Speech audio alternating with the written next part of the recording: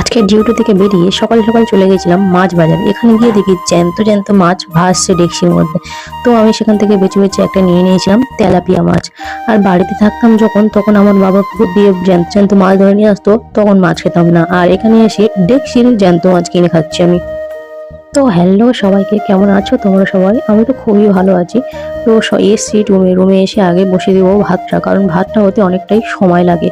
ততক্ষণ ভাতটা ফুটবে আর আমি আমার ড্রেস চেঞ্জ করে হাত পা ধুয়ে রেডি হয়ে সবকিছু সবজি টবজি কেটে নেবো।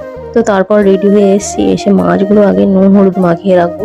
আর এখন তো ঝড় বৃষ্টি হচ্ছে, যখন তখন কখনো কারেন্ট চলে যেতে পারে, বলাও যায় না। আর আমি তো ইন্ডাকশনে রান্না করি, যেহেতু গ্যাস নেই, গ্যাস ভাবছি একটা ভরিয়ে রাখবো।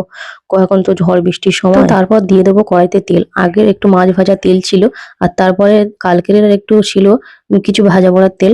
তো এইটুকু তেল হবে না, আরেকটু দিয়ে দেবো তেল, কারণ আমার ইন্ডাকশনে রান্না আর এমনিতেও নন স্টিকি করা নয়। যদি একটু বেশি করে তেল না দিই না, এমনি পুড়ে যাবে। তো একটা একটা করে মাছ দিয়ে দেবো। আর মাছটা দেওয়ার সঙ্গে সঙ্গেই আমার কারেন্ট চলে গেছে।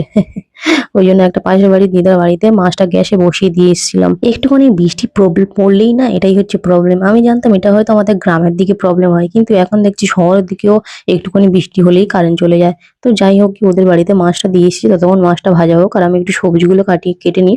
তো এখানে করব হচ্ছে রাখা ঝিঙেগুলো শুকিয়ে যাচ্ছে, এই ঝিঙে দিয়ে আর পুঁই শাকের ডাঁটা দিয়ে আর আলু দিয়ে একটু মাছের ঝোল করব।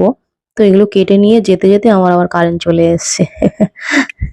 তারপর কারেন্ট চলে আসার পর দিদাদের বাড়ি থেকে মাছের কড়াই নিয়ে চলে এসেছি। তারপর মাছগুলো ভাজা হয়ে গেছে, হয়ে যাওয়ার পর তেলটা একটু নামিয়ে নিয়েছি, নিয়ে ওই তেলেই দিয়ে দিয়েছি কালো জিরে।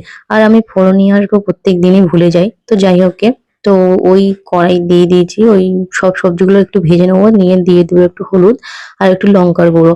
অনেকদিন হয়ে গেল কাঁচা লঙ্কার তরকারি খাওয়া হয় না, কারণ কাঁচা লঙ্কা আনলে না বেশি দিন থাকে না, সব শুকিয়ে যায়, বেশি খেতে পারি না। তো সেই জন্য করে লঙ্কার গুঁড়ো দিয়েই চালিয়ে নিই। তো তারপরে এই যে জল জল দিয়ে দেবো সবজিগুলো একটু ভাজা হয়ে যাওয়ার পর। আর মাছের ঝোল হয়ে গেছে।